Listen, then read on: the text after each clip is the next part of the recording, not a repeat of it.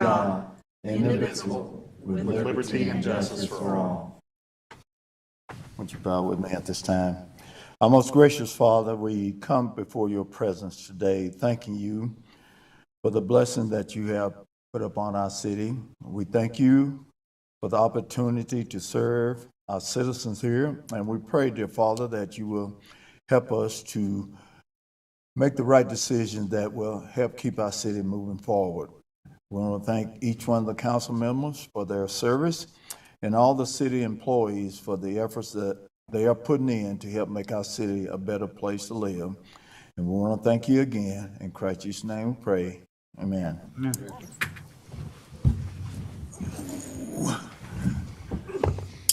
At this time, do we have any citizen comment? If not, we'll move on. City manager's report. So finances, if you look at your charts, we're still trending pretty well. Of course, general fund, we talk every time this time of the year that, we start going in a little bit of the negative until the industrial district contracts come in June. But other than that, we're watching everything. Revenue is trending a little lower on a few things, but we're within about 0.5% of everything. So I think we can still manage pretty well with that. Water's still trending pretty well, as you can see with that. So we're doing definitely well there. We should start seeing an impact with that, or increase with that, as it's been so dry in summer. We'll see how much people want to water their yards. And the heat generally also impacts the industrial use as they need more water in their cooling process. Sales tax is still slightly higher than we budgeted, but pretty much flat. We did budget a flat sales tax, so we're trending pretty well with there. Hotel occupancy tax is still trending higher. Of course, we got that big jump on the first of the year with the turnarounds at the beginning of the year, but it's still tracking high. We budgeted about $450,000 of revenue, and it looks like we're going to probably end up just a little over $500,000. So that will give us a little extra in there as we plan our centennial events and help paying for the mobile stage that's coming through. As far as projects go, so we're still waiting on the TCQ approval of our well 13 replacement. We've had that well drilled and ready to go for a little while. We have 2 wells down in the 2 other wells down. So, it'd be nice if we could get that well going up, but we are able to hold a little bit. We're pulling a little extra from Crimwell while we're working on getting those other 2 wells up and running. It should be but a couple more days on those.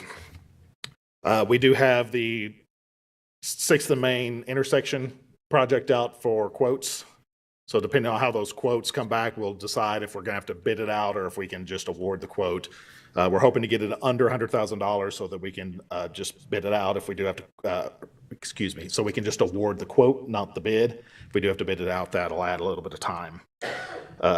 Send in your weekly update email. So 3rd Street going out toward the animal shelter has started to degrade a little bit. We've got some more rain in the forecast. It's still somewhat passable, but that's not going to wait till when we plan. So we'll talk in our next work session about I've got some funding strategies for that.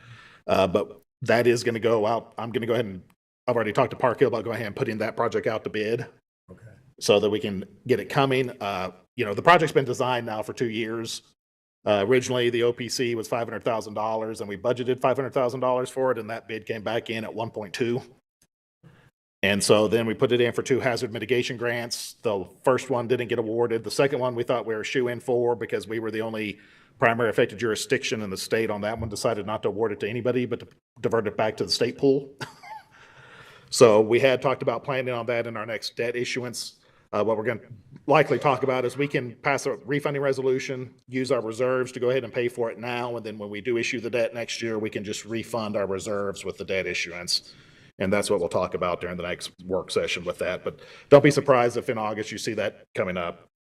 I am going to bring you, we have another little project coming that's part of that. We had a little bit of money left over with the City Hall project, and we budgeted some for the police department. So the next meeting, we'll have the bid for some covered parking. We're going to do 1 row covered parking back here, and we're going to do a row of covered parking at the police department to get all the Park City vehicles under.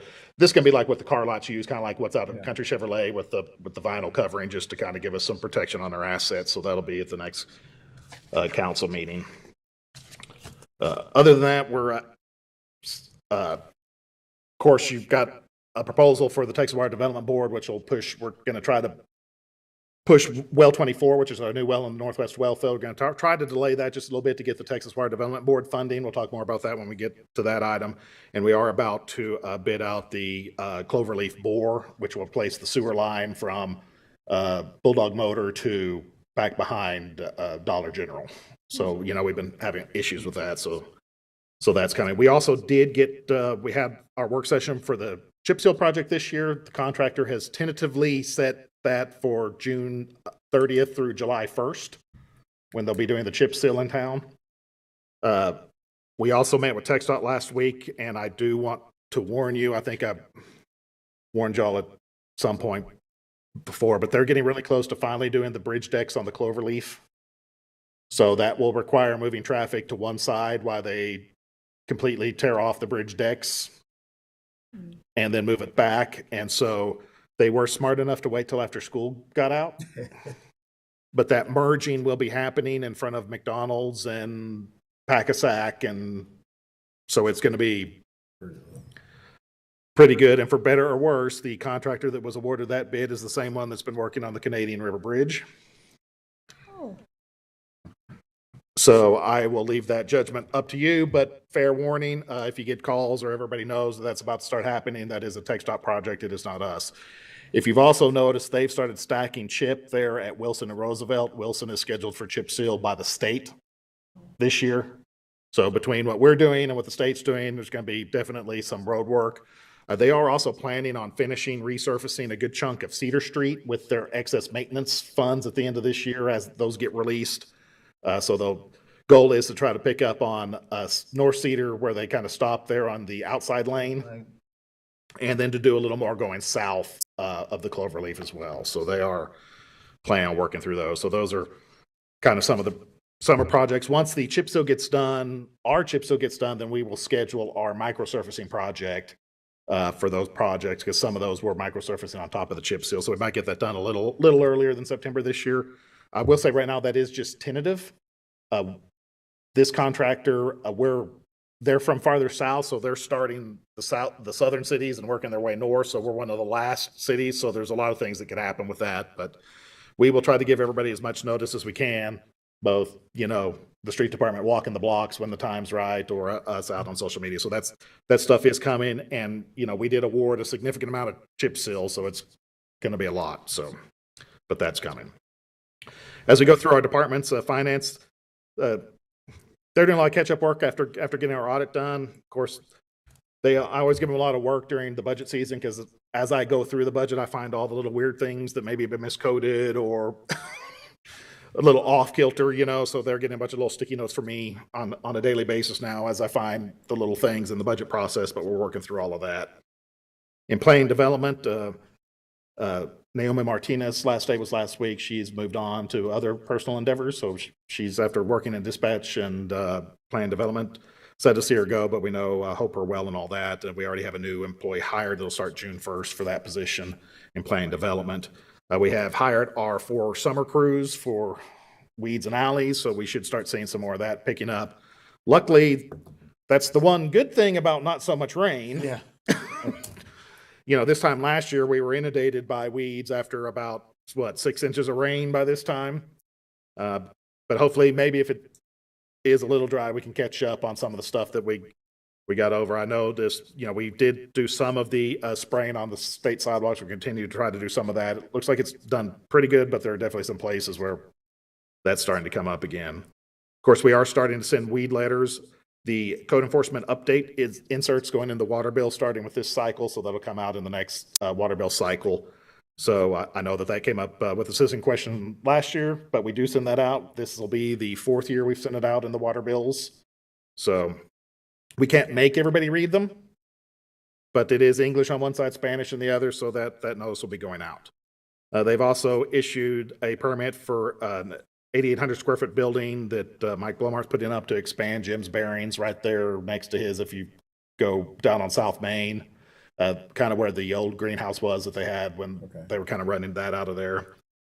And they have been working with 712. The EDC's got an item on that, but they're working through some preliminary plans on what looks like. It's probably going to end up being 4 new homes So they did have one guy from Minnesota that asked about pier and beam construction. And of course, it is part of the code. I'm not 100% sure why we think that's a good idea down here, but I'm not for sure it's a good idea in Minnesota, but they are working through that. So in Police Department and Animal Services, they had their Tri-City event, their Tri-City kind of vaccine and microchipping event that did pretty well. I won't use the branded name that they always want me to use. We'll just leave it at their little Tri-City animal. Bark and Wreck is much better than Potty. But they had a pretty good turnout for that, so we're proud to see them stepping out in that. Candace also helped at Snack Pack for Kids and the Stop the Bleed training and CPR at the safety fair. The Animal Control was also out with their new vehicle, one of their new vehicles at the Touch a Truck event. And Daryl completed a class on cruelty and negligent investigations. So the police department, of course, they were at the safety fair. They had the no motors demonstration. If you stepped out there, you could watch them go through their little course. They also did Snack Pack for Kids. They helped at Stinnett graduation last week, and then of course Borger's graduation will be this week, so they'll be busy with that. They also assisted Fritz PD with their DWI, or distracted driving awareness. They did a program similar to what we did with the high school with the ripple effect. I was trying not to use the copyrighted name of what it normally is. And then we did have Chief Davis went down and helped with Wise County and Parker County, and right now I believe Chief Davis and Lieutenant Guzman are deployed in Amarillo. They were using the drone, I think, today, doing some damage assessments for the fires. Actually, overall, we have quite a few people over there. A strobe's been activated to assist with public information activities. Whistler's over there in the regional EOC. Archie's activated, but I think down south somewhere, and so is Galloway. So we definitely got some people out helping with all that stuff that's going around. We also did the police night at Citizens Academy last week with Animal Services and the police department. They were helped with that, and of course they did our Donnie helped with the reality check event. I believe every kid learned to try to run away from him. So I told him next year we might have to give him a little Segway with some flashing lights or something on it so he could. I understand I wrote a lot of tickets. Yeah.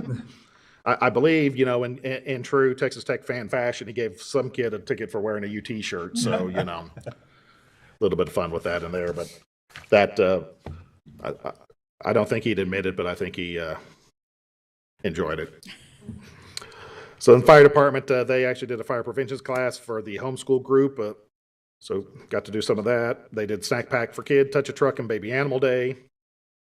Tanner Hickmont and Jonathan Marr have been promoted to driver operator. And we also hosted an international ag group that came through town with Texas A&M AgriLife Extension. They got a little discussion and some information on our prescribed burning programs and how to reduce wildfire in kind of the range while protecting the cattle and all of that stuff. So pretty good group. I think there's somebody in from like New Zealand, another person from Australia, somebody from Switzerland.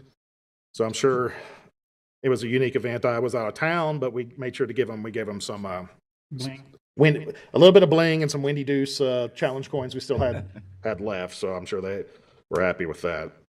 EMS did some CPR training. They hosted the CPR training at the safety fair, so they got quite a few people, I think, through that. We did get our TSAPP, that's the Supplemental Indigent Care Funding application, approved. That's going to be, I think, about probably 10 to 20 grand this year. It might go up just a little bit, so a little bit of extra money. We also did get our TWC, the Texas Workforce Commission grant for our paramedic training. So Sarah Hamilton and Charlotte Winkler are going to be going through paramedic training, and the state's going to cover all that cost. So never a bad thing for that. We also hosted the SPIMS training. That's the medical control director. So we hosted regional protocol director for all the services that use SPIMS for their protocols. We are staffing 2 full trucks in Stinnett on A shift and B shift. So we're just 1 employee short of getting that last employee started for C shift. But we pretty much started covering all of them on April 11th. So, we didn't guarantee it until the end of July. So we're definitely ahead of schedule there. So 2 out of 3 days, we have a truck that's stationed up there. We also got our new knockbox narcotic safes in each of the trucks. And so that's helped streamline tracking of all the narcotic usage and stuff like that. So that brings us to ambulances. So, we're supposed to get one in May, right? Well, they say that they'll give us 30 days notice before it's delivered. We still have not got 30 days notice. So I'm assuming that now that's not May. And the second truck was supposed to be June. But if now the first truck's in June, I'm not for sure that the second truck will be in June. But we'll see. Like I said, luckily we do have the rental on the Stonetch unit, and we still have R3. The maintenance has been a little better here lately. So just one day. I will say on the positive side of vehicles, we do have all of our light duty vehicles that we ordered this year. Actually, we got the last one, I think, last month. That's the first time in like 6 years now that we've gotten them all in the same year we ordered them. So we are making some progress in some areas. In OEM, IT has been working to put in our, we've got our little card readers now for all of our computers to access our computers. So we do have that two-factor authentication. So that's, securing some of those networks, maybe try to make it a little harder for any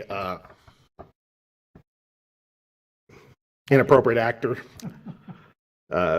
So we have seen, if you've been noticing your email, we've been a whole lot more phishing and spam attempts. Of course, everybody went through their fun cyber training last meeting, so hopefully you're being aware of that. But we are seeing a little uptick on that. I've got some random emails from random people wanting me to change their their direct deposit information, and why the hell they think that I'm the one that changes direct deposit information, I don't know, but that's generally a pretty good indication for them. Dustin's also been working with Potter County on a GIS implementation of our evacuation plan and model. So this kind of nice, because if we can get that replicated with us, it'll make some of that data entry a little easier. Fire Marshal Pinder also has just got back from the International Association of Arts Investigators Conference in St. Louis. We are training 2 new dispatchers in dispatch right now. And so we've also gotten a delay in our city hall and dispatch generators that were in this budget. So I think they're still coming. We'll get them done this year, but we're still waiting for them to get in. And of course, in addition to Whistler being gone and Amarillo right now, he also deployed to Weatherford for state assistance. That tornado ended up being short-lived. Our people came back a little quick. Luckily, there wasn't just a whole lot of widespread damage from that. It was kind of contained right there, but they did help with that. So they've learned new ways to increase efficiency and damage assessments, which will help as we go through our GIS implementations with that. So in Public Works, the Parks is we helped grind 32 stumps for Fritch with our stump grinder that we got a couple years ago. So we're always trying to help out those neighbors. Our new trash truck is still scheduled to be here next month. So hopefully, that's not like an ambulance. We are getting our summer hands hired in the Parks Department. We do still have one opening in solid waste that we're working through. Splash pads are turned on now for the summer season. I did notice, it's amazing sometimes on social media, somebody commented, well, they don't want splash pads, they want a swimming pool. I'm like, well, we do have a swimming pool. Swimming pool will open on May 27th. So we had our little city employee party last Friday, was really good. And luckily the clouds turned. I was a little concerned when I saw the high temperature of 100, knowing that I was going to have to cook hamburgers and hot dogs for like 150 in front of a charcoal grill. But luckily the clouds made it a little more, it wasn't too bad. And so then we already talked about the tech stop projects and the 6 and Main projects. Already talked about utilities, about our wells, and way down TCQ. That TCQ should be just any day. We're also, we have been supplying Tri-City water for quite a while. Yeah. But we've got to update that agreement. So they have to have an agreement, a water supply agreement on file with TCQ. So that's likely going to be on our next council agenda. Okay. It's some of that we inherited when we took over the Degussa system and some of those other things. So just don't be surprised when you see that on there. It's gonna be like all of our other water supply agreements and just kind of codify that. So they've got to have that to give to TCEQ. Our downtown program, we have distributed our tiers applications for the Momentum Grant to all of the tiers businesses downtown. So we'll see what we get out of that.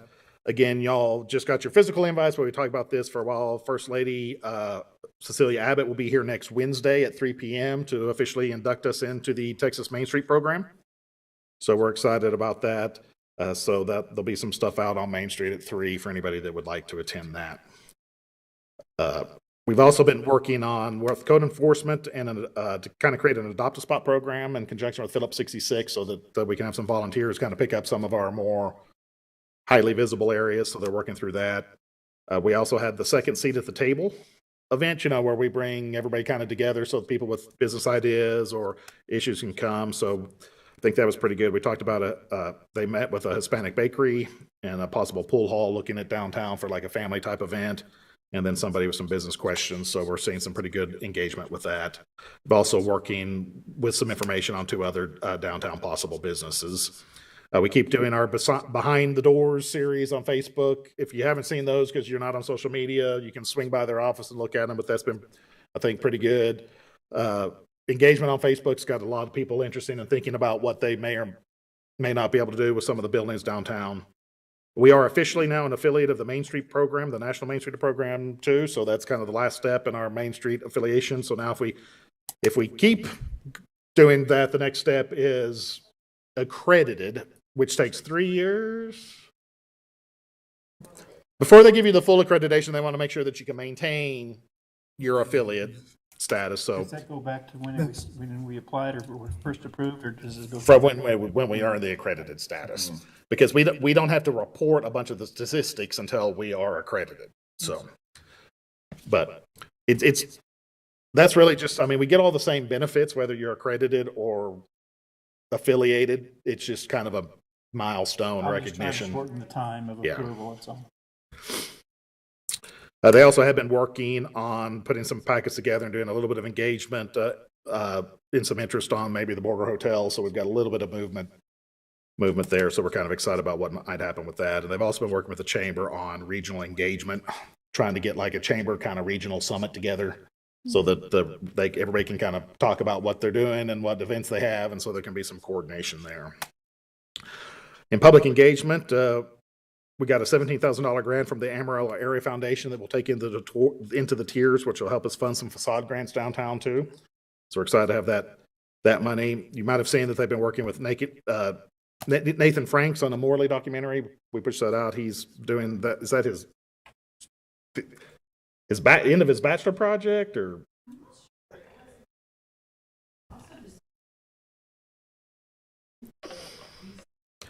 Been meeting with them. He's kind of engaged up with Brian, the manager there, and got him on board to keep that story going.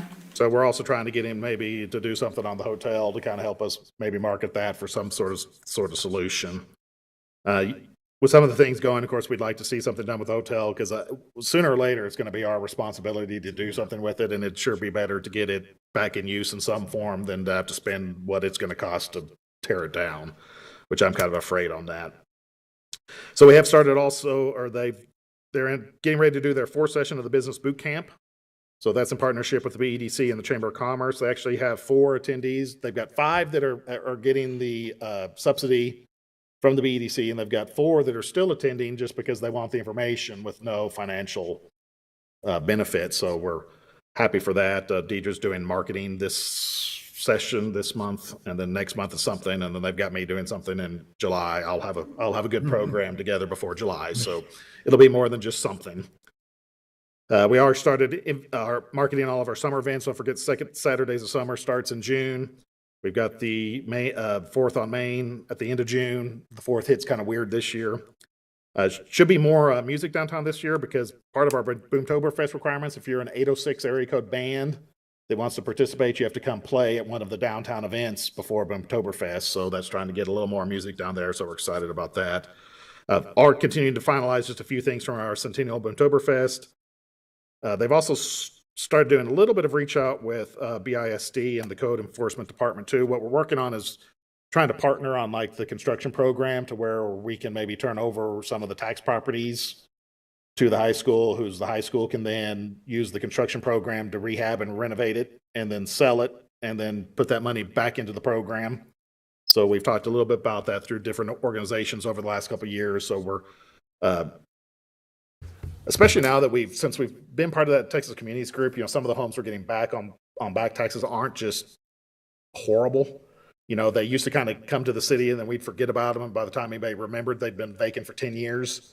So there are some good things there. And of course, that would help some of our neighborhood security, keep some of those going, kind of gives the students some life skills too in that program. And so we're excited to see where maybe that will go. Deidre is also doing a session on emergency communication at the TDM conference here somewhat soon. And we did complete the reality check. Scott is also starting on our digital friendly, we're tourism friendly and music friendly and film friendly. Excuse me. So now we're working on digital friendly. Also getting ready and helping the chamber with the women's conference, which is coming up. Also part of Boomtoberfest, we were reached out by a group called Big Texas Little Films. So we're going to have like a little film festival kind of tied with Boomtoberfest. So we put them in contact with the Morley, some of the places where they might be able to show some of their little films. It's kind of like South by Southwest on the road is what they're kind of working to add it on. So that's kind of interesting. They did find us off of the music friendly or the film friendly website and some of the things there. So we're seeing a little bit of feedback from all of those efforts and doing those things. So that's what we did last month. Entertain any questions if you have any. Any questions? Okay, all right, we'll move on to our consent items, 6, 7, and 8. Does anybody have any questions on the consent items? If not, I'll entertain a motion. I make a motion to accept the consent agenda items 6 through 8 as written. Seconded. All right, second approval, okay. Y'all can put up your hand. I'm a lefty now. I'm so used to putting up my left, everybody else going right. All right, item to be considered. Number 9, consider and take appropriate action on resolution R-010-26, approving an advanced funding agreement between the city of Borger and the Texas Department of Transportation for the Bulldog Boulevard Sidewalk and Bike Trail Transportation Alternatives Set Aside Project, utilizing state transportation development credits. City Manager? Yeah, so, as everybody's aware, we were awarded that TA grant that's going to do the Bulldog Loop Trail system around Bulldog, which includes sidewalks. Because of our demographics, we did qualify for federal development credits for our portion of the match. So instead of us having to come up with 25% of the funding, they're going to use the federal credits to do that. Because we're using the federal credits, that brings in a lot of federal regulations. And so TxDOT pretty much said that to make sure that everything is complied appropriate with, it'd be better if we just let them do it. And so that's what this AFA, there's no money involved with this. What this sets out is that we will procure and provide the initial engineering of the project. Then we will give the plans to TxDOT. They will approve the plans, and then they will handle the bidding and the letting and the construction management of the project so that the bidding and all of that complies with federal requirements for the transportation. So of course, TxDOT, uses federal dollars for a whole lot of different things throughout the state. So they've got specialists for that. So that's what this AFA does. That's all it does. There's no additional money or anything else set aside of this. This is just setting out the responsibilities and TxDOT agreeing to handle the bidding, the letting, and the construction management. So basically, we can just sit back and watch. We give them the plan so that they do it how we want it. Okay. Now, keep in mind that it is a TxDOT project, so this will be low bid, and it will have to be low bid. So sometimes where we rank contractors, this will all be on the dollar side, which is good and bad depending on who applies. But it should not be an overly complicated project, so I'm not overly concerned. But I did want to just throw that out. But they would handle the award, they'd let the award, and TxDOT handles all of that. But they won't necessarily be doing the construction themselves. They'll be overseeing it, but there will be a third-party contractor. Okay. Anybody have any other questions? Okay, well, I entertain a motion. I move to approve Resolution R-010-26, approving an advanced funding agreement with the Texas Department of Transportation for the Bulldog Boulevard Sidewalk and Bike Trail Transportation Alternative Set-Aside Project and authorizing the city manager to execute the agreement. Second. Okay, we have a second. The motion passed. All in favor? Okay. Item number 10, consider and take appropriate action on resolution R-016-26, approving an option agreement for the sale of lots 1 and 2, Block 1, and lots 4 through 8, Block 2, Borger EDC Industrial Park, Unit Number 1, between Borger Inc. and 12 Benefit Corporation. Ms. Fasser. Good afternoon, council. So I'm going to introduce this project, and then I'm going to kind of let them give a presentation. And of course, we know with some of these projects, it's been a couple of years in the making. So this project is really exciting because it's one of two projects. And the one that we're going to really talk about today is the one that is listed here as 12. And so this project, we're still in the early phases, we're still in the due diligence phase, but it comes with $1 billion investment and 60 upper quartile jobs. And so the impact of that in a region like this has, it's going to impact our schools, our hospitals, our cities, and everything. So I'm going to let Alana, the Senior Manager of Project Development for 12, and Jason Harris, Head of Development for Novo Hydrogen. Like I said, these are conversations we've had for a couple of years, and it's got great synergy with our existing industries, and it also expands on our industrial diversification, which we know is a big pillar for our city. And one of these projects has that kind of impact, and both of them will have a similar impact. And so with 12 especially, it will be in the city limits. And so do we know if we have them connected? Oh, yep, so let me- currently? No, you're great. They're on my side of the. Because really, they can explain it far better than I can. And there's Alana. Hi, Alana, can you hear me? Hi, yes. Are you able to hear me? Okay, we can. And then we Okay, also have great. Jason, so I can see him as well. Hi, Jason. Awesome. How's it going? Great. Okay, great. So it looks like you have the presentation on your screen, so Let's if see. everyone can see that. We're going to let If you have it, I might let y'all try to share it, because when I share it, I can't see you. Okay, one second. Let me share this.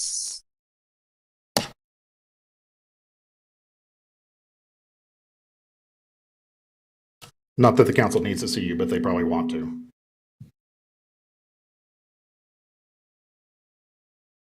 Okay, let me know if you can see my screen now. We can see it. Okay, great. Yeah, so my name's Alana Macia. I am here representing 12 along with Jason from our partner Novo Hydrogen. Really appreciate you letting us take the time to present today.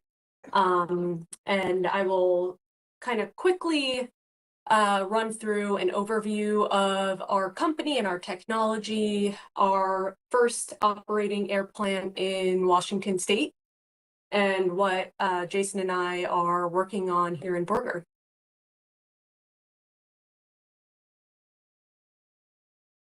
So 12 is what we call a next generation industrial company working to electrify fuel and chemical production. Our company was founded in 2015, and we use our proprietary technology to turn carbon dioxide emissions, water, and renewable electricity into the fuels and chemicals that we use every day without the need for oil. Our flagship product, which is called our E-Jet, is a power to liquid drop-in jet fuel made, again, from carbon dioxide emissions and renewable electricity. And it works in today's aircraft engines without needing any modifications. And we also produce what's called e-naphtha, which is a feedstock used in everyday consumer products. And like I mentioned, all of our products are drop and ready, so meaning they can be used today and integrated seamlessly into existing supply chains and engines. One of our main goals is to both increase the amount of American-made fuel and to decarbonize challenging industries like aviation. And our E-Jet product has up to 90% lower life cycle emissions than conventional jet fuel. And it also requires less water and less land than biofuels. But we're also very complementary to biofuel production, as one of our priority sources for the carbon dioxide that feeds our process is from ethanol plants. So we look to partner with ethanol plants and utilize their carbon dioxide emissions that otherwise would just be going into the atmosphere or buried underground. This is a high-level overview of what our air plants look like. So again, our inputs are carbon dioxide emissions, water, and electricity. We then use our technology to combine carbon dioxide electrolysis with water electrolysis. And then this gets further refined using the Fischer-Tropsch gas to liquid process. And ultimately, we are producing our E-Jet jet fuel and E-naphtha. Our first large-scale production facility is in the final commissioning and startup stage in Moses Lake, Washington. So this is an actual picture of our plant in Washington, and we are on track to be producing fuel here in June. So an exciting milestone coming up for our company in just a couple weeks, and the fuel produced here will be going to Alaska Airlines at the Seattle airport.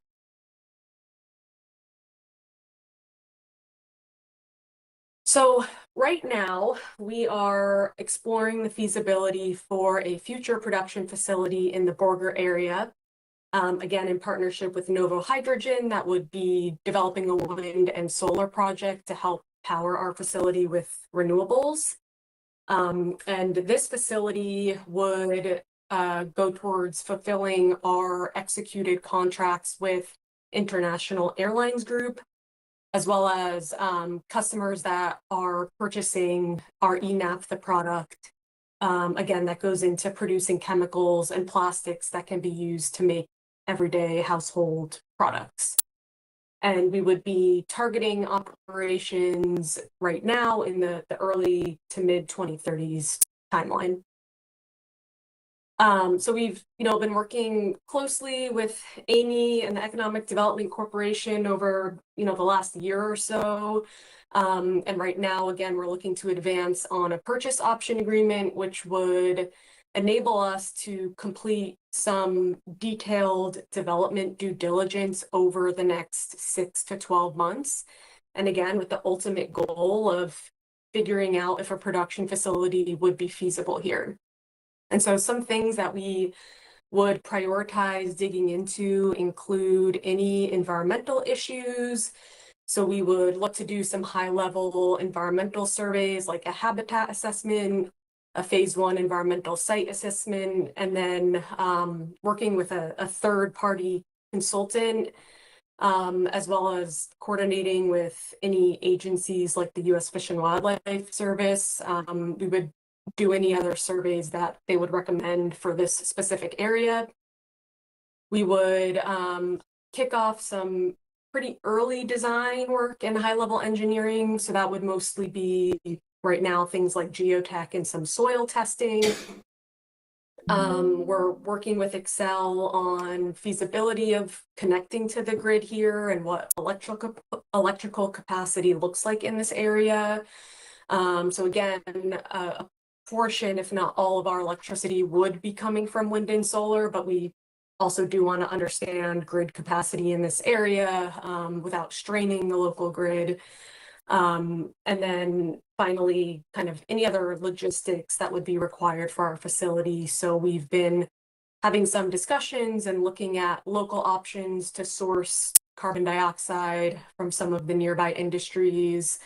We would look for some access to rail and then dig more into water and wastewater solutions.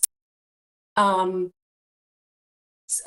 we've had a great experience working with the city so far. We're really excited to advance on the potential partnership here, and our ultimate goal would be to build a facility that's a good partner and a good addition to the community here. Ultimately, we would be contributing to increased property tax revenue. As Amy mentioned, depending on our final facility size, there could be up to 60 permanent and long-term jobs and hundreds of construction jobs during about a 3-year construction period. And we would continue looking at ways to partner on local workforce development programs and educational opportunities to help kind of build pipelines for the skills that our facility requires. And yeah, obviously this community has a strong track record of industrial workforce training, so definitely excited to look more into partnerships there. I think that's all from my side, and I'll pass it to Jason, and then happy to answer any questions. Okay, thanks. Can you all hear me all okay? We can. Okay, great.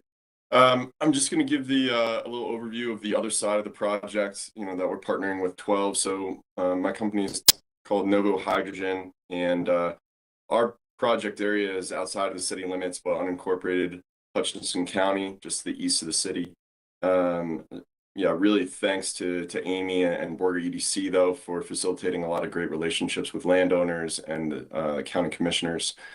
I think I first came to Hutchinson County and Borger in June 2023 and started discussing with landowners leases for wind and solar around that time. And I think first signed our first lease in early 2024, and then most recent lease is early 2025.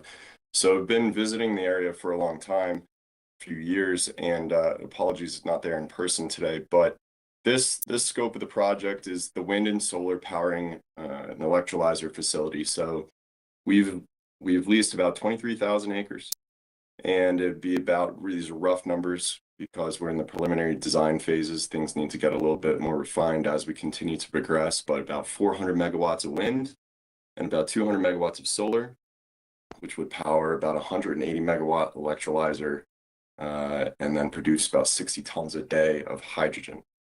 So if you see the kind of flow chart in the top right, we've got green power, all behind the meter power. It will not draw any power from ERCOT or SPP, Excel, and all that will be powering the electrolyzers, which then compresses that gas and stores it, and then will be feeding that into the 12 plant via pipe and to their utilization.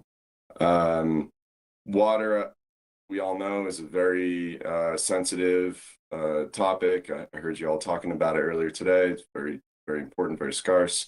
We've actually had a feasibility study done for groundwater. We do have leases for groundwater for some of the ranches that we have partnership leases on. We looked at, I think, about 384 existing wells. And I think I've also had preliminary conversations with Mr. Spalding about a year or so ago. Conservatively, our project would need less than 500,000, I think, gallons a day. Yeah, always gallons or liters because some of these things are done in kilograms.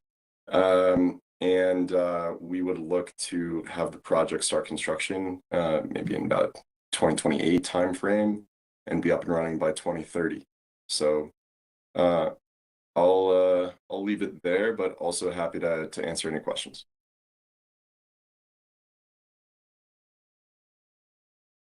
Do you have any questions for them? They were talking about the wastewater. What's some of the wastewater, what's going to be contaminated with? And how do they clean it up before do they recycle it, or do they pass it on down, or? Jason and Alana, do you have numbers on wastewater that you will produce, or were you talking about reusing wastewater? Yeah. Go ahead, Jason. Well, for our process, about 1/3 of the water that I was mentioning is reactive, and 2/3 is effluent discharge. And it's more concentrated minerals in that water. It's harder water. We can recycle it and reuse it, but eventually you do need new water to make it less dense, I guess, or less concentrated with all those minerals. We would have to go through TCEQ and get a water discharge permit for sure. We've also talked about, I should mention, using effluent from some of the industrials in the area that I won't mention names right now, but they have non-potable but clean effluent that would be usable for our reaction process, and that's maybe another source of groundwater. But to answer your question on the discharge, that's what that would look like. And then how clean is it once you discharge it? Are there any concerns with your wastewater? It's just harder water. There's no added material whatsoever. It's just more concentrated minerals and things like that. We would have to do we would do all the environmental studies to make sure that there would be no adverse effects on the groundwater or the environment, but there's no added materials to it. Okay, perfect. It's kind of what happens if you leave your if water just evaporates. Yeah. And so, because what they're doing is they're splitting it and using some of the water. Both processes are somewhat the same. So you're not inducing chemicals into it, like some of the other plants. You're using the water as a feedstock. So It's concentrated. it's not.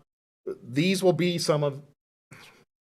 I need to be careful about how I say this, because I don't think our industries are necessarily dirty as such, but compared to our existing industries, both of these are way cleaner than a lot of what we're dealing with now. And the Novo plant is located within. It's somewhat located. We've had initial conversations about trying to use lake water, because depending on what their salinity needs are, we have 1 million gallons a day of lake water allocation that we can't use. Right. And so there might be some partnership opportunities, even if we need to put in a smaller, somewhat treatment facility or whatever that might look like, to make sure that they can use.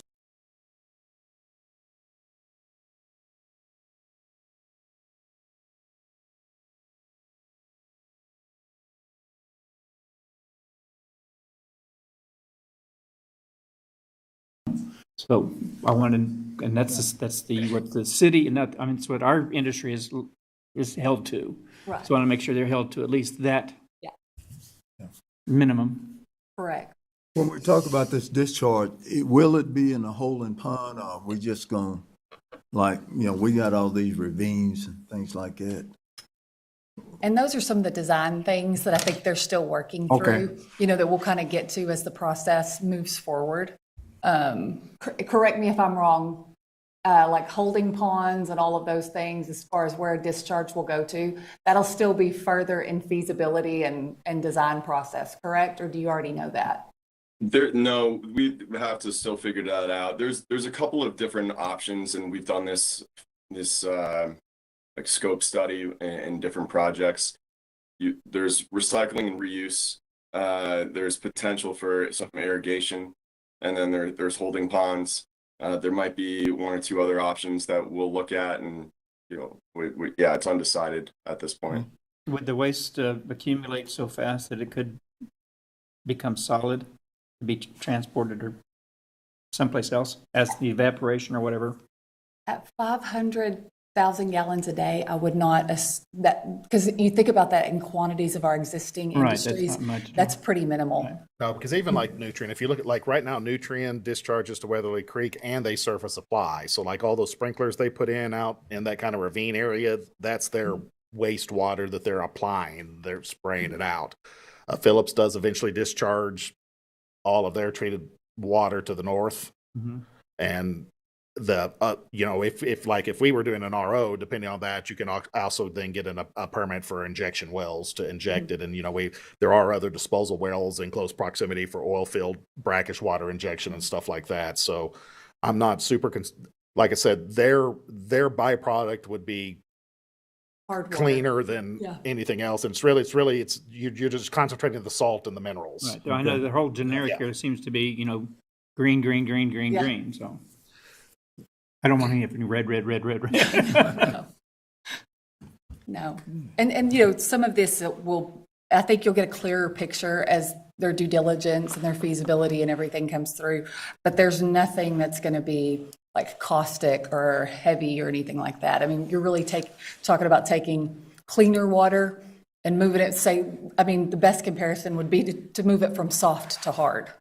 Now, it may be extremely hard, but that's kind of the gradient that you're working on. Okay. Would the city be providing the $500,000, 500,000 gallons of water? Most likely. I mean, they've got other groundwater rights and stuff like that. I think that's as the next step. They've got to look at what the cost is in transporting it from what groundwater rights they have versus what cost it is for us to get it there. What is that water quality? Our discussion will be different whether they need potable or whether they need well water or they need lake water.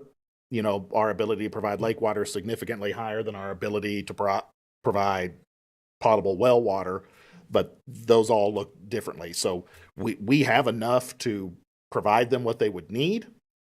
The next question is just what the cost and how much treatment do they have. And I do think it's kind of important to remember at this point, this is still pretty, everybody's done the high level review. And so now we got to start making some commitments to get into the next level. And that's kind of where we're at. And like I said, for us, this would be a use similar in water to maybe what the carbon black plants use. And so this would be, right now Nutrien's using 3 to 4 million gallons a day, and Phillips is taking 4 to 6, depending on what they're mixing with their water, and we're only providing about half of theirs, so that's 12 million gallons a day. So I know that just when we talk about data centers and a lot of other development in the area, everybody's like super worried about water, and that's definitely something we need to be, meaningful with. But what we're talking about here is not really. Fractional. In the Panhandle, 10% of water use is municipal and industrial, and that equates to about, I think, 250 million gallons a day. That means that 3 billion gallons a day is used for ag. And I'm not saying that ag is good. I'm not saying that ag is bad. I'm not saying any of this is good. I'm just saying that's what the usage is. So when you're looking at 3 billion gallons of water a day being used in the Texas Panhandle right now, another 500,000 is a very small amount. And and we got to think about environmentally, it's very clean. Right. And there's, even with this project, there's things that we don't have time to hit on, but there's like carbon offsets that can be offered to our other industries that creates cleaner environments and those kind of things for our community. So the benefits of this project as we move along, and if the time comes and it potentially completely lands in Borger, there's just so many things that you can't talk about it all in one sitting. And so the water usage is really fractional. There's benefits to the type of water that Garrett and I've had. If we can pull the salinity off of Lake Meredith, that has great benefits to us even as a community. And so currently, just to be able to move on to the next phase it would be a great benefit to all of us. And even like we've talked about, like incentives for the purchase price, we want to be able to, we have some plans to assist them in this because we see such a future benefit. We want to roll a lot of the purchase price back into an EDA grant for infrastructure and stuff to try to assist this process along. Also with this, Amy, if every milestone was hit just bing, bang, bong, what's the production time estimated? 2030 something? Expected 2030. Early 2030 or just? It's so hard because you've got delays. I understand. That's what I was saying. If everything if everything hit great, 2030, and you're talking about a potential of up to 60 employees, great benefits package, and that's just for 12. That's not Novo hydrogen side. Right. That's just for 12. Okay. So if you take that and then double it, is kind of, I'm not going to say it's going to be exactly double, but if you take that and double, that's the impact on our, As long as we get stuff done faster than we get our ambulances, that's good. I'm telling you, I think they could beat your ambulance timeline. Thank you, Amy. Thank you. I have a question. What we're looking at here is a resolution for the property at the industrial park, right? Yes, sir. And so how many acres are we talking? We're talking about 100. It's like 90, 99 point whatever. Okay, and I understand 12 and Novo are two different organizations that are in a joint venture. And so the ones that want the industrial park, is that where the structure that produces the hydrogen will be created? That's the jet fuel company. That's 12. Yes. And so they'll actually have a small plant there. But yes, 12's plant will be there, and then the hydrogen plant will be in the county. They won't be exactly on the same piece of property. Okay. And that's kind of what I was wondering is if in the industrial park, what I see out there mostly is land, and we got a building. And so I'm trying to see if the city's vision of that is buildings, various kind of like industrial boulevard, or if we're going to have now structures like carbon black and refinery and chemical plant. And so that's kind of what I'm curious as to what's it going to look like? Is this going to be all inside of a building, or is this more moving towards piping and structure? It's like the picture that she showed in the presentation. That was that Right there? Yeah, so there are enclosed buildings that would look like this, that house the electrolyzer, the carbon dioxide electrolyzer, and then it does resemble, sorry, I'm trying to go back a slide, or it kind of looks like a refinery. This is, again, our plant in Washington State, so it would be something similar to this. Okay. Nutriment. Yes. Okay. And is that our thinking? And I have no problem with this. I'm trying to figure out what we have versus what we're doing, and are we changing? Originally, the industrial park was platted heavy industry. And, we then moved it to light industry when we had some needs, some of the other needs hit. This would this will require a rezoning back to heavy industry, but that was a little bit in line with the original thinking. It is on the other side of the street, but there's still some pretty good distance between the residential housing back to the west. This is, it is a cleaner production process than any other production process that we have in or around the community. I would not compare it to carbon black at all, just because, when they put metal in or something, it's going to stay metal. It's not going to be coated in any of that. So, that's kind of what it is, the council's decision, but the original idea was that it would probably be heavy industry. It's in close proximity to Nutrien, so it's not like you're going to be able to. Right. Like I said, I don't have a problem with it. I was trying to figure out, because apparently some point in the future before I joined the council, we had a vision for that. And are we stepping outside of our vision for this? The vision has kind of changed over time. But like I said, I will say that, as far as hazards, their processes are less hazardous than any other process. Nutrien just, and I'm not worried about it. And I think Nutrien's a really good partner, but they also just put in like the country's largest ammonia tank right across the street. And, they've got plenty of things in place to be released, but ammonia is highly toxic to where anything on either one of these sites is not toxic. And so I would think that, when we talk about noise, generally there'll be some noise in startup or shut down if that happens, like any of the other plants, but it should be significantly quieter than what Nutrien already does when it shut down that reformer furnace. They can supply the hydrogen to it, and we can get rid of that noise. Okay, I'm done. Thanks. No, you're great. Okay. Well, any more comments? Okay, entertain a motion. I move to approve resolution R-016-26, approving an option to purchase agreement for the sale of lots 1 and 2, block 1, and lots 4 through 8, block 2, Borger EDC Industrial Park Unit Number 1 between Borger Economic Development Corporation doing business as Borger Inc. and 12 Benefit Corporation. Second. Okay, we have a second. All in favor? Motion carried. We thank y'all for the information that you gave us Thank you. today, and looking forward to working with you. Likewise, thanks so much for all your time. Thank you. Thank Thanks, you. Jason and Alana. Okay, item number 11.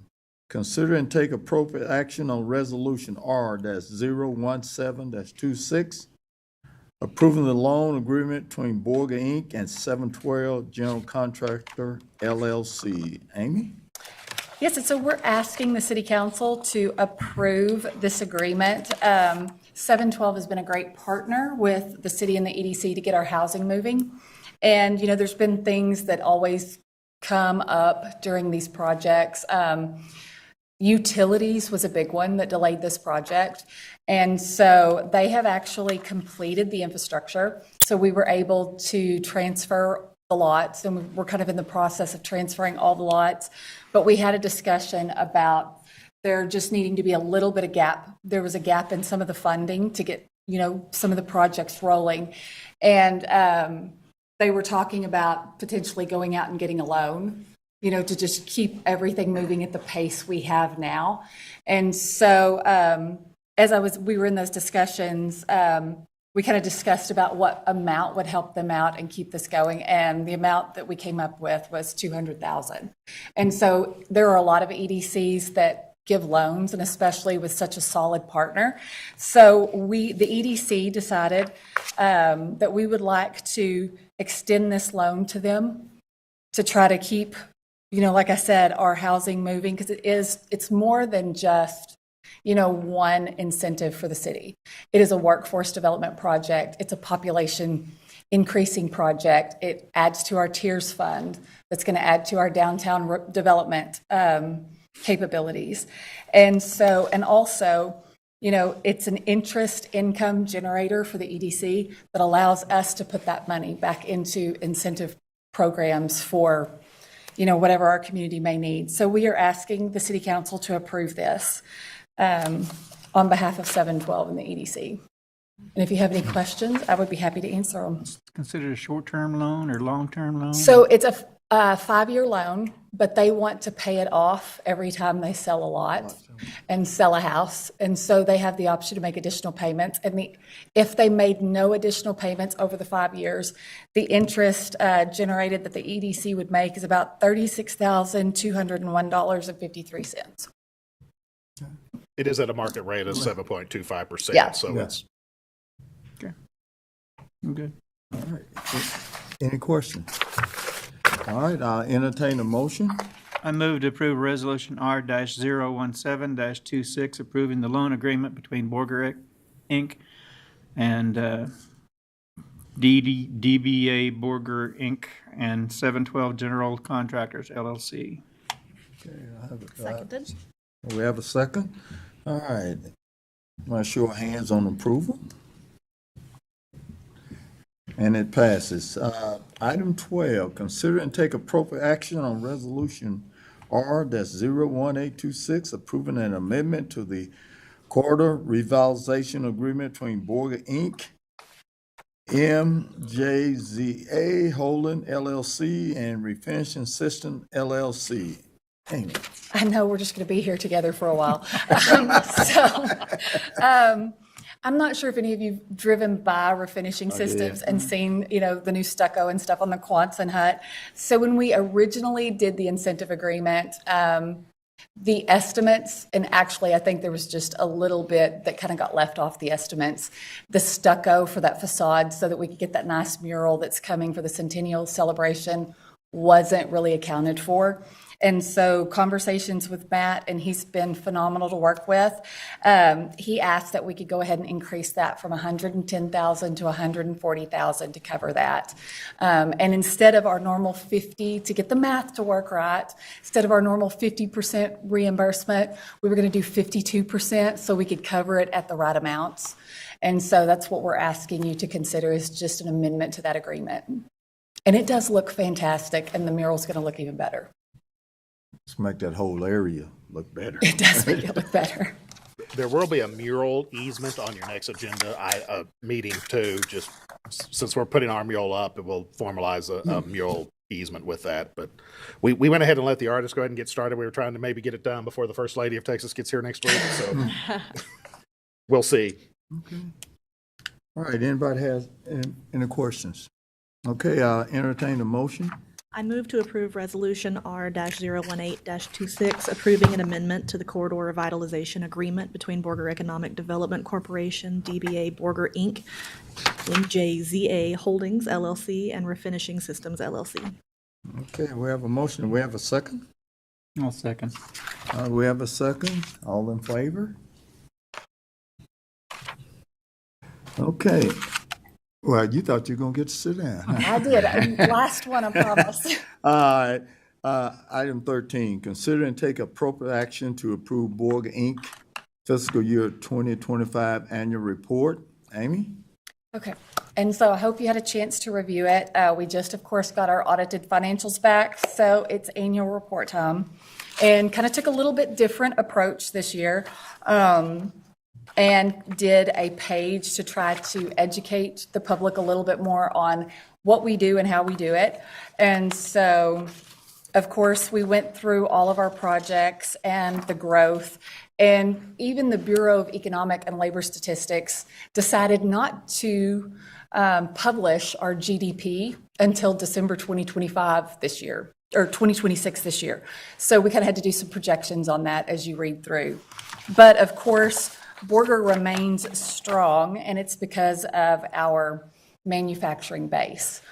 And so there's a lot of those explanations in here. And we have a lot of information in there about our Yucca Park Estates workforce housing project, business retention and expansion with Nutrient or Agrium, however you refer to it, since it's changed names a few times, our corridor revitalization programs, our Main Street building project that we refer to as At the Ranch, what businesses and the breakdown for leading edge. And so all of that is in here if you have taken time, had time to look at it, definitely. And of course, the project with Customs by Steve that really changed the facade and everything that he did, and then our budget as well. And so we're just asking you to approve that for us. And then, of course, leading edge is a big one because Spencer met with 39 startup clients, 6 consulting appointments, 3 expansion appointments, and 5 that either were trying to sell or purchase a building or land or something like that. So we just want to make sure that everybody stays up to date with what we're doing and how we're doing it. So. And I will get you printed copies. The big printer is waiting on parts right now, which is why you don't have it right now, because I'll make it in that nice, fancy, pretty book that I normally give you everything with. But there is a reason you don't have it in front of you right now, other than the digital copy. Yes. They're coming with their ambulances. No, we've all had printer issues the last 2 weeks. Okay, anybody? Yeah, shouldn't this have been presented in a workshop for us instead of reading it online? We can definitely do that next year. We have never done that, which is why we did it like this. But if you'd prefer it in a work session, we can definitely do that next year. I think we should. Yeah. Because I went through it, and it's a nice sales production. It looks real good, but I had a little trouble finding everything in it. And I don't know enough about how they run their business. And so I don't mind giving it a pass, but I think we should look at it a little more in the future. And you might jot those questions down. If you remember, at our next work session, we'll have the joint budget work session with the EDC for their upcoming budget. So that might give you some. Yeah, that's if I know where it's coming from, I'll see. Yeah. Okay. Which But is kind of why we were. Are we approving the budget ahead of time, or is this approving what was already spent? This is what was already spent. Already. Okay. 25. Yeah, so this is just everything. This is a report of what they did last year. Okay. This is very similar to what we do at the city. Right. Pretty much every month. Okay. Okay. Any more? Okay, any more questions? Okay, I will entertain a motion. I move to approve the Borger, Inc. Fiscal year 2025 annual report as submitted. Second. Motion passes. All in favor? Thank you. Okay. Item 14, consider and take appropriate action on Resolution R, that's 01926, requesting financial assistance from the Texas Water Development Board and authorize the application for the Water Supply and Infrastructure Grant. Mr. Spradlin. So this is part of Senate Bill 500 that came out of the last legislative session. If you recall, they allocated, I think, about $2 billion to water projects in a one-time 100% matching grant. So our population category is authorized for projects up to $10 million. However, they have only allocated $70 million for our population category. So they are trying to focus on shovel-ready projects because this money has to be 100% allocated by the end of this current biennium, and it has to be spent by 2031. So lucky for us, we've been engineering water well 24 now for 3 years. So we have water well 24 that, we were getting ready to go to bid. I thought it would be worthwhile to hold that back a little bit and apply for it towards this grant to see if we can get this grant to fund it. At the same time, we had earmarked in the coming years a additional pump number 3 up at the Northwest Well Field and new variable drives on those pumps. So we're going to try to throw those in on this grant real quick to see if we can't go ahead and get them while the state's giving some money 100%. Based on the water supply up there, I don't know that we would ever need the 3rd pump, but it's never bad to have an extra one. Yeah. Right. And so the well itself is about $2.2 million. We think probably another $1.5 million for the other stuff, but this resolution will approve up to $5 million to allow us a little bit of leeway. I don't want to ask for the maximum because, like I said, they are scoring these by household income, your average household income, which generally is beneficial for us. But this is probably going to be fairly competitive. If you've noticed, there was a story today that the new state water plan is out, and between now and 2050, I think they said, to avoid a water crisis, the state needs $138 billion invested in water projects, and this is just $2 billion. And like I said, in reality, we are competing against 70 million. So I want to right size it to where we've got a better chance of getting it. I think if we ask for too much, it's going to be harder to get, because if everybody asks for $10 million in our population category, that means they're only going to award 7. Right. And so they are prioritizing the shovel ready. So most of our engineering is done. It will not take much engineering to add a pump and the variable drives on the pump. So this has to be submitted by the end of July. And so that's kind of the plan with that. I'm thinking that if we get this funded by the grant, then we can use that money we've been saving up and do other, double up on what we can do. I don't know what our chances will be, but I think we'll know by the end of this summer, early fall. And it is, like I said, it's a little weird if you read through some of that stuff because they've never done a grant like this. So and it can't be any other grant. It's like in their general fund, like this is one of those things that the state legislature pushed through probably without thinking through it. So it's part of their general appropriations, which is why they've got to spend it or have it allocated by the next biennium. And so they're kind of rushing to do that. And it is probably a little bit good or bad, but I do think we want at least our name in the hat. That'll work. So as I recall, most of y'all have said try to get as much money from other sources as possible. So Amen. Yes. Okay, any questions on that? Anybody? I've got one question here. You said, I think I might have heard 2 different things here. One is that it's 100%. Then I thought I heard you say something about matching. they call it a matching grant, but there is no match. Okay, okay. I'm good then. Okay. Okay, I'll entertain a motion. I move to, Go ahead. I move to approve Resolution R-019-26, authorizing the filling of an application with the Texas Water Development Board for water supply and infrastructure grant funding for the Northwest Wellfield Expansion Project in an amount not to exceed $5 million. Second? Second. Okay, motion passes. All in favor? Opposed? Good, motion passed. All right. Last but not least, number 15, consider and take a motion, approach a motion to adjourn. Make a motion, we adjourn. Second. All right. We're adjourned. What time is it? I'm in favor of Do we it. get to vote on this? I'm in favor of this.